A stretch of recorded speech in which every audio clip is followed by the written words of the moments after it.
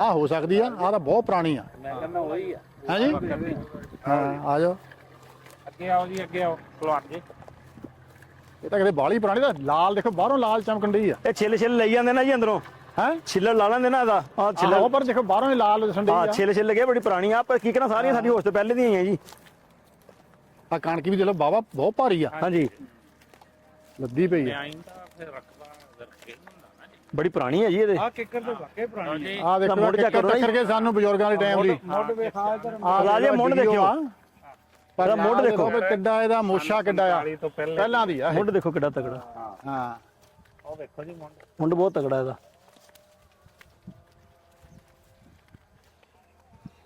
ਬੜੀ ਗੱਲ ਹੈ, ਬੜਾ ਤਗੜਾ। ਹਾਂ ਜੀ, ਇਹ ਕਿਹਨੇ ਸਿੱਟੀ ਇੱਥੇ? ਇਹ ਨਹੀਂ ਸਰਦਾਰ ਜੀ, ਜਾਂ ਆਪਣੇ ਭਾਰ ਨਾਲ ਡੱਪੇ ਮਿਲੇਗਾ। ਭਾਰ ਨਾਲ ਕਿਤੇ ਤੂਫਾਨ ਸੁਣਿਆ ਡਿੱਗੀ ਤਾਂ ਉਹ ਨਾ ਉੱਥੇ ਪਈ ਮਿਊਨਿਸਪਲ ਕਮੇਟੀ ਦੇ ਅਮਲੇ ਨੇ ਕੋਈ ਲਈ ਨਹੀਂ, ਚੁੱਕੀ ਨਹੀਂ, ਉਹ ਲੋਕੀ ਲਾ ਲਈ ਜਾਂਦੇ।